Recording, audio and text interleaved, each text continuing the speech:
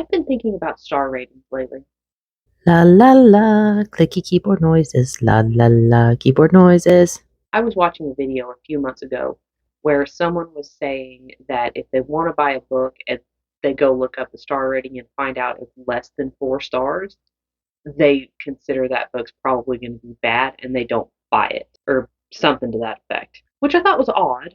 But if someone's got high standards for what they want to read, more power to them. And then a couple of weeks ago, I started seeing some posts on Instagram where people were talking about this is what I think a 5 star read is. This is what I think a 3 star means. And a couple of people were saying that a 3 star meant that they didn't like the book.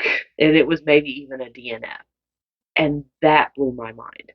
Like my whole life, I always assumed 3 out of 5 was middle of the road, perfectly fine, not great, not bad, but I didn't think it was like a DNF. Now, I used to have to do a ton of critiques while I was in school. Teachers would give us a rubric that we had to follow as a guideline for how we graded our classmates' papers. Lots of spelling errors would knock it down from, a 5 to a 4. If you only made 3 points and you were supposed to make five, that knocked you down a little bit. Different things like that. I mean, I guess when you're making a bunch of middle schoolers grade each other's papers, it's good to have something that's like, this is standard. That way, the kids aren't just giving high marks to their friends and then just throwing a random number on everybody else's. And that kind of thing stuck in my head, apparently, because I use a very similar rubric for how I rate my reads.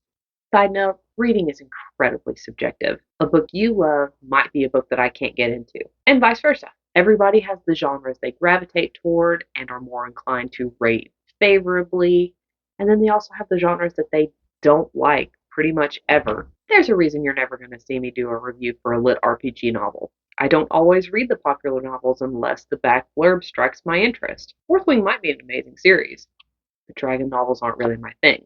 The older I get, the more I realize life's too short, and my free time is far too valuable for me to waste my time reading books that I don't want to read. Sometimes I'll read reviews of a book that I personally love, and then I see that some of the reviews on the book that rated it 1 or 2 stars clearly didn't read the book, or were obviously not the target demographic for that book. This book says it's a spicy novel, and there was a spicy scene, and that made me uncomfortable. It was a spicy book. It said it was going to be spicy. People died in this serial killer thriller. What do you think a serial killer is? Not everything is meant for everybody, and that's fine. But the people that seek out books that they know are going to make them mad and then review them badly because it had the things in it that they knew they weren't going to like it. Why? Why? Why would you subject yourself to that? Why would you intentionally make yourself miserable? But I digress. I'm talking about how I rate books today and what I always consider the stars to correlate with. So for me, a 5 star book means I love this book. I could barely put it down. It was atmospheric, it had great characters. There was something about the story that just pulled me in and compelled me to just keep turning pages. It was satisfying, even if it didn't have a happy ending. I have 5 starred books that had sad endings. Looking at you, Birdsong. But it's a book that I think about long after I have finished it. And while I try to read books for enjoyment rather than coming at it from an author's perspective to learn the craft of writing, it's often a book that makes me want to be a better writer. A 4 star book is a book that I really enjoyed, but there was something missing that I may or may not be able to put my finger on. Sometimes it's uneven pacing, or maybe they used a particular phrase too often. Maybe I left it going, yeah, this is a good book, maybe even a really good book. But if you were to ask me what my top 10 favorite books are, this book's probably not going to make the list. I'd still recommend it though.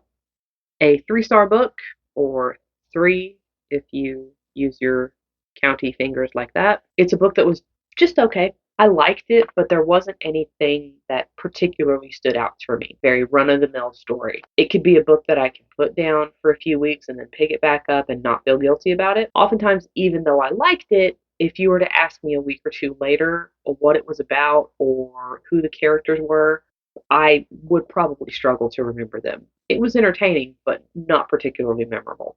A two-star book is a book I didn't particularly like, but I felt compelled to finish it. They are books that I wanted to like, and I kept reading them because I hoped they were going to get better, but ultimately the book just let me down. Maybe the dialogue was clunky, or the pacing was all over the place, or the characters were really annoying and hard to root for, or maybe they were even flat. Like things happen to them, they just kind of exist in the story. They don't actually have much agency in their stories. Again, there was something that compelled me to finish it, either a twisted sense of maybe it'll pick up at the end, or maybe it was spite just to say that I did read it, but it was not the most enjoyable experience. 1 star is I hated this book.